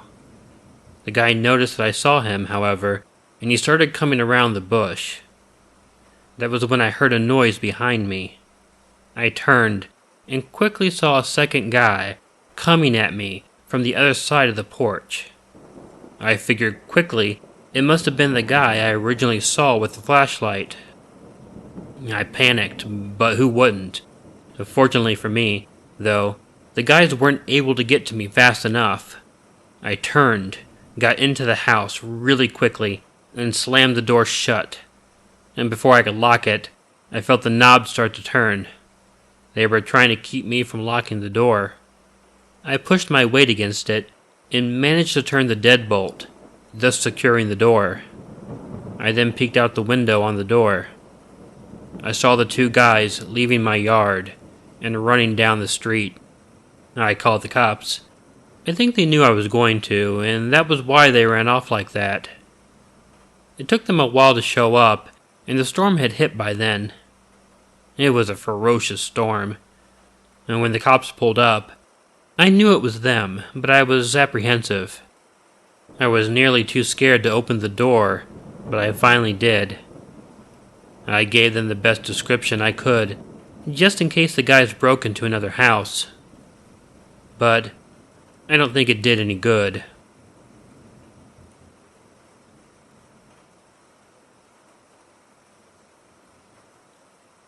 Number 3. The Forest. Just about the worst place you can be in a thunderstorm is out in it somewhere. It's even worse when you don't have any real shelter anywhere near you to take refuge in. I go camping and hiking by myself for at least 1 week each year. It's nice to just be out with nature. I tend to plan when the weather is going to be nice, but weather being weather, you can't always know when bad weather will happen. For the first few days of hiking, everything was cool. But late on the 3rd day, I saw thunderhead clouds beginning to crawl across the sky. Fortunately, I was able to reach my campsite destination and get my tent up before the storm set in. And just barely. I stayed awake for a while that night, watching the lightning show through the fabric of the tent, and listening to the thunder shake the mountains around me. It kept me up for a while, but eventually, I did drift off to sleep. Unfortunately, when I woke up in the morning, it was still storming. If it was raining softly, I think I would have gotten up early and went hiking anyway. But it was coming down too hard for me to even consider that. It wasn't until nearly noon before the rain stopped, and I was certain I could go out and get on my way. I got up and packed up and went on my way. I lost some time, so I tried to hurry up. I think I may have gotten about 2 hours of hiking done before I once again saw lightning streaking across the sky. I cursed, not being in a good place to set up camp, number 1. Number 2, I had lost so much time already. I tried my best to make it as far as I could before it began raining. As I was trying to find a clearing or somewhere I could put up my tent, I noticed that there was what looked like a cave not far from me.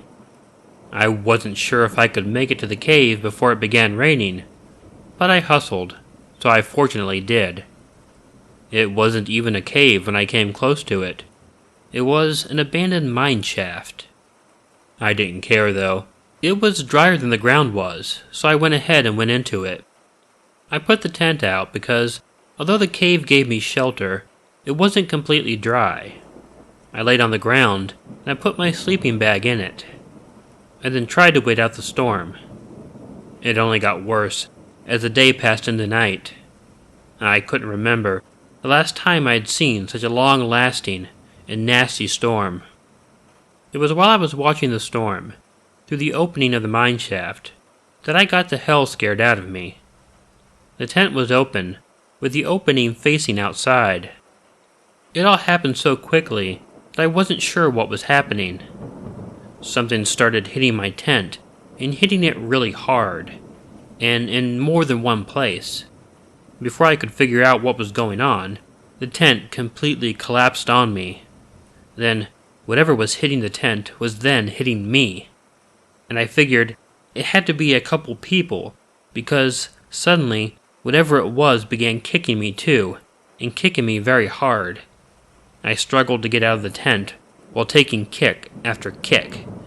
Finally, I managed to get out, then I stumbled and fell on my face on the ground. I got kicked a few more times, and then felt a sharp pain, as if someone had cut me on the arm. And somehow, I managed to get back to my feet, and then I ran as quickly as I could out of the mine. I left behind all of my things, figuring it would be easier to replace belongings if I were alive. I ran way out of the mine and into the forest. Whatever had attacked me, whatever had come from deeper in the mine to assault me, it didn't follow me out of the mine, as far as I knew. I ran and walked and tried to get back to civilization. I didn't have any shelter, and I left my backpack behind me, so I didn't have food or anything. I couldn't even catch fish. For the next couple of days, it was just me, trekking through the miserable, wet forest in the mountain. It was hell, but I figured that was better than the alternative.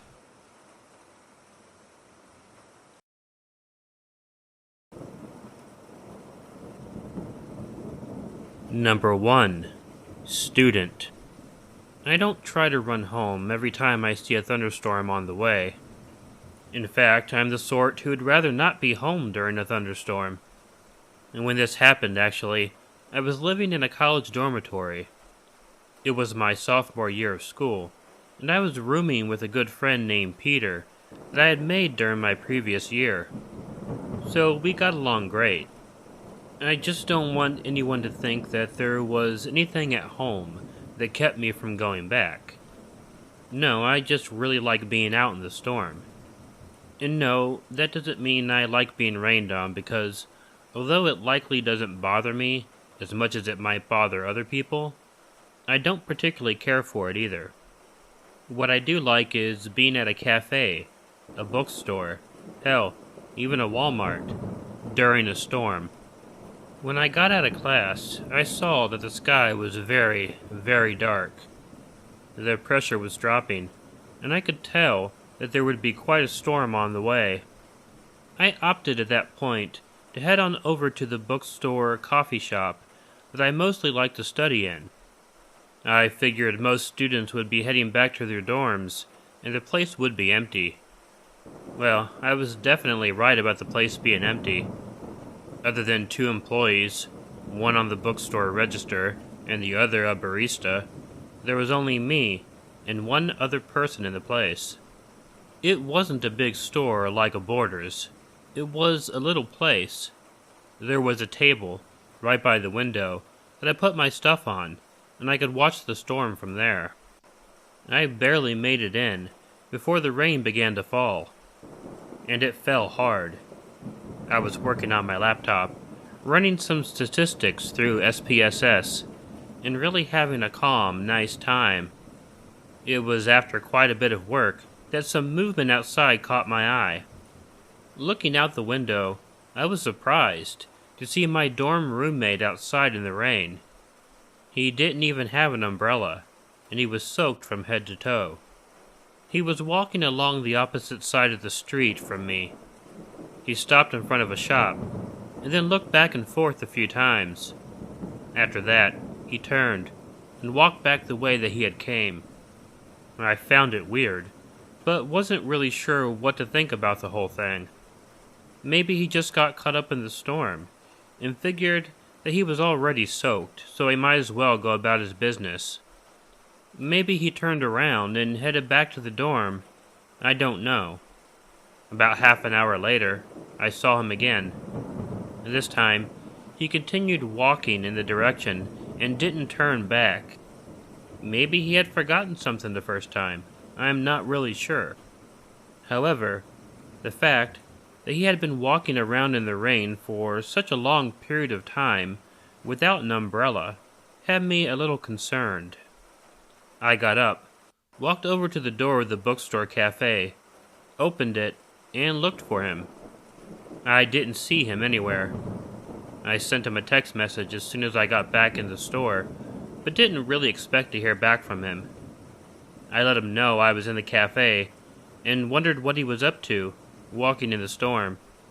If he was soaked to the bone, then it was pretty unlikely that he would be able to text me on his smartphone.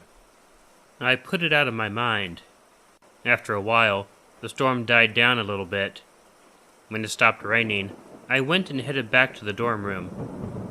The sky was still dark, and it was obvious the storm wasn't over, but I felt like getting back to the comfort of my room.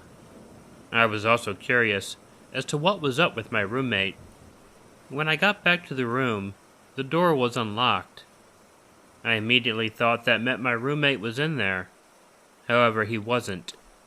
It was very odd that he had left the door unlocked. I've never known him to do that. But everyone makes a mistake every now and then, right?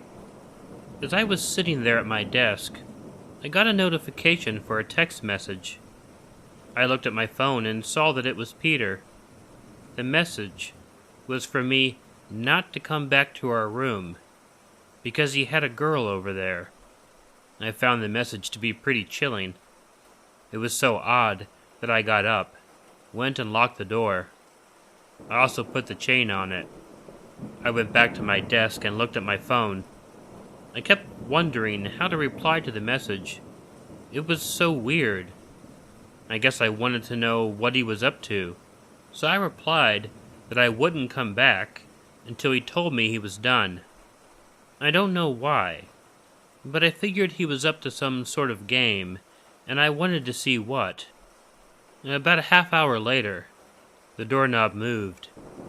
Immediately, I got up and crept to the door and looked out the peephole. Some guy I had never seen in my life was trying to get into the room. I went and grabbed my phone in case I needed to call campus police. I heard a key slip into the lock, and this person attempted to open the door. And thank God I had put the chain on. At the very moment the chain restrained the door, it quickly closed, and I heard whoever it was actually run down the hallway. The whole situation was just too weird, and I called campus police. I tried texting Peter several times. I never got a response. He never came back to the dorm room either. Eventually, a missing persons report was filed. This happened 5 years ago, and neither me nor Peter's family have heard anything about him. All we had to go on was his bizarre behavior in the storm, and a description I had of the man through the peephole. No one had keys to the room but us two, so whomever that was, he had gotten Peter's key, and obviously his cell phone. Whatever he was coming back to the dorm for, he was trying to make sure I wouldn't be there for it. I've never seen him again either. I do miss Peter quite a bit, but I also wonder if I would have disappeared too, if I hadn't been so nervous that I put the chain on that door.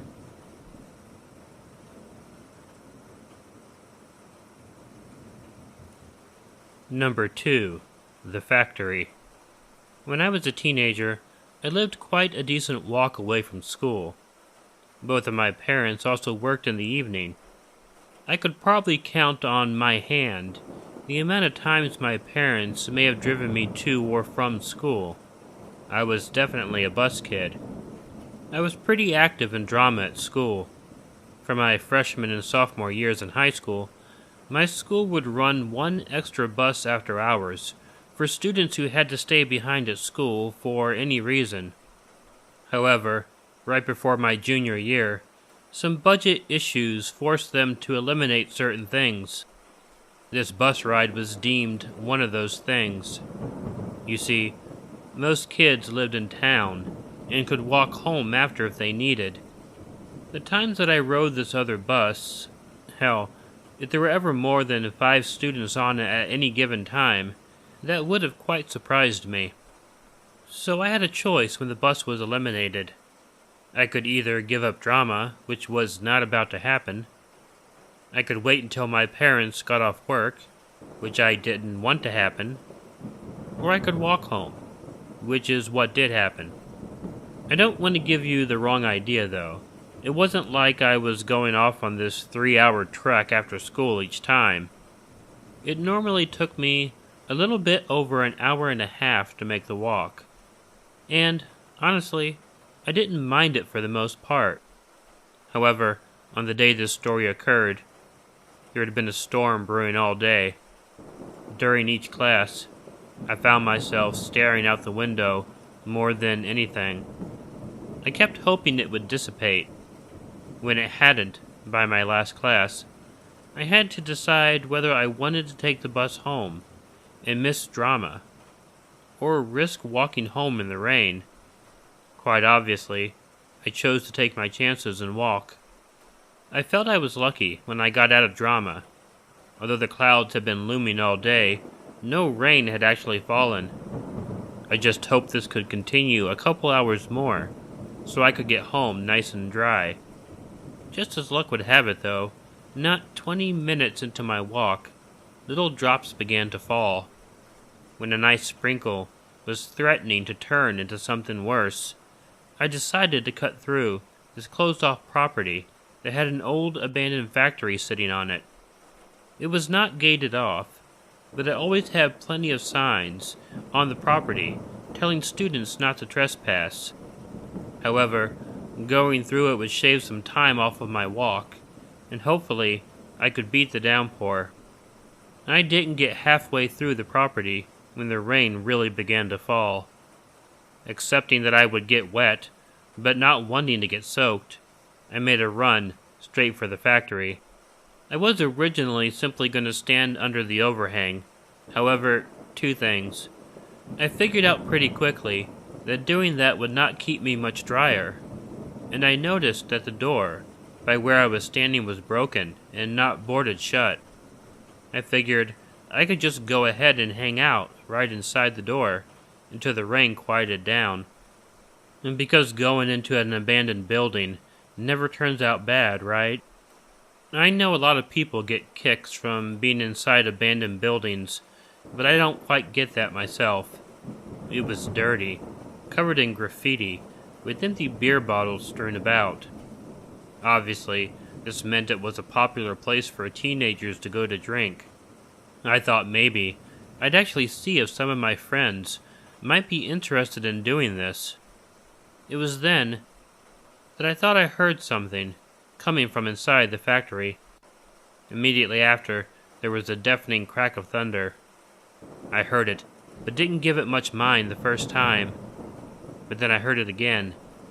It sounded like something was moving in an adjacent room. I told myself it was likely a snake or a rat. But I also realized that the storm was rather loud, actually. Whatever I was hearing was definitely bigger than that. I considered simply running back into the storm. It was really coming down now, however. I would have been soaked in an instant, and for all I knew, what I was hearing was probably nothing big.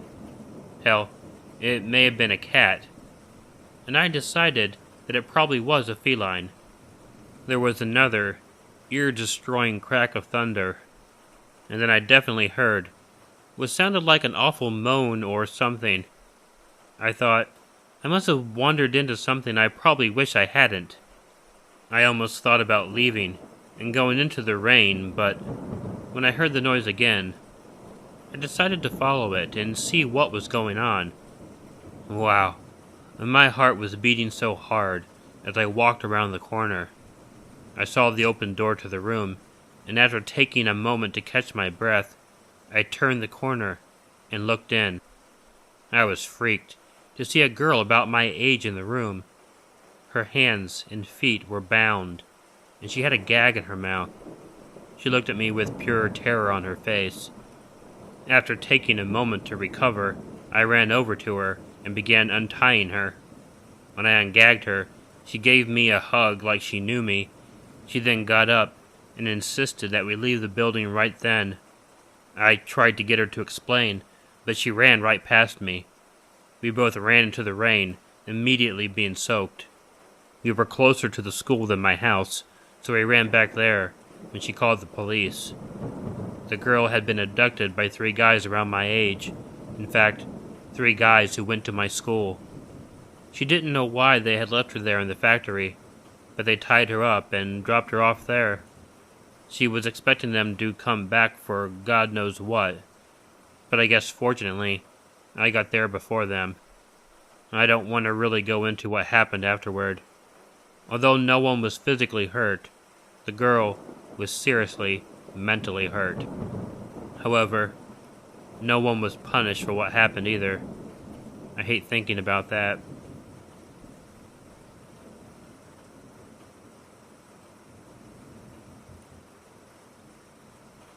Number 3. The Boogeyman. Kids always find people to which they ascribe attributes that come purely from the imagination. I think most people make up stories about people that they really don't know, and most people don't ever find out if they are. When I was growing up, there was a man who lived across the street. No one really knew much about him, or at least we didn't know anything real about him.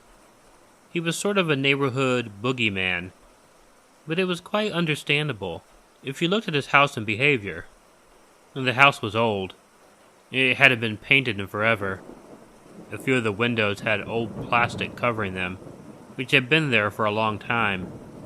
His lawn was dead. It was mostly dirt, with a few scraggly bits of vegetation here and there. There was a dead tree in the front yard, and an old tire strangely hanged from its only branch. For the entire time he lived there, it was always there.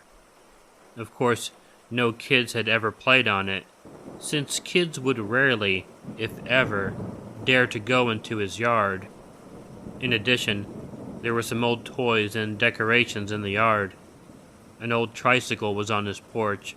There was a plastic reindeer lying on his side, and there were more things like that in the yard. The man's name was Mr. Ryan. I am not aware of what his first name was, because at the time, I would have never even wondered what an adult's first name was. He was an older man, probably in his late 60s. He was bald, except for a little bit of gray on the side and back, almost like Patrick Stewart. However, Mr. Ryan was not affable like Patrick Stewart. He always looked especially mean, and I could never imagine anyone wanting to approach him. He never talked to anyone, rarely left his home. We all assumed he was retired. Naturally, there were all sorts of stories about Mr. Ryan. The most popular one was that he had killed both his wife and son many years earlier. He had gotten off on a technicality and was ostracized by the community. I doubt this was true, though, as I had only heard it from other children, and never an adult.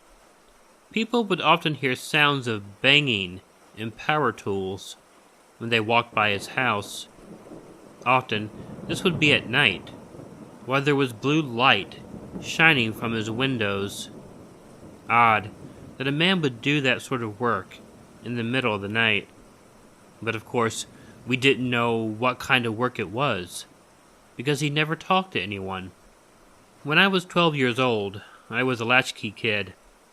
One day, the school bus dropped me off when a thunderstorm was looming.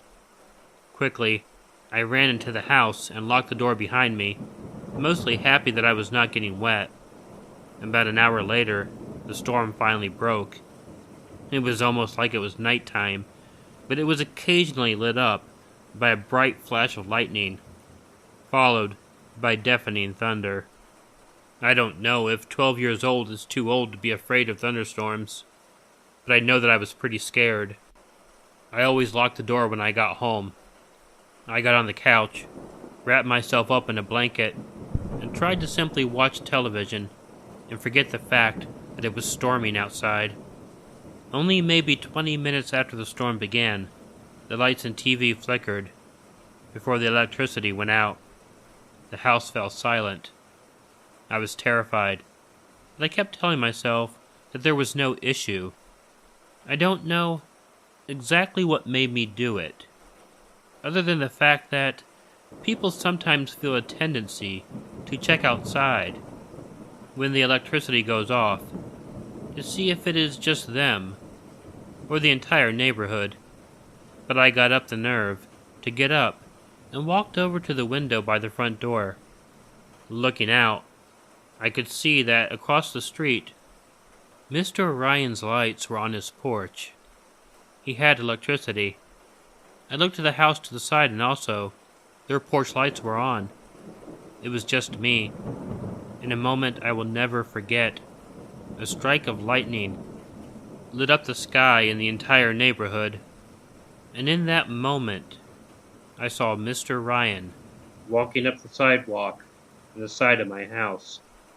It was only for a brief moment, but he was on our property, coming from the back of the house. He could have shut off our electricity. Frightened, I ran over to the couch and curled back up in my blanket. Not long after, I heard someone trying to turn my doorknob, and it was locked, but it continued to rattle a little bit. I hadn't hooked the bolt though. Gathering up every nerve I had, I ran over to the door quickly, bolted it, and ran back to the couch. There was another flash of lightning, and I saw someone at the door through the window. I had no doubt it was Mr. Ryan, and I knew he was trying to get into the house. I grabbed the phone and called my dad.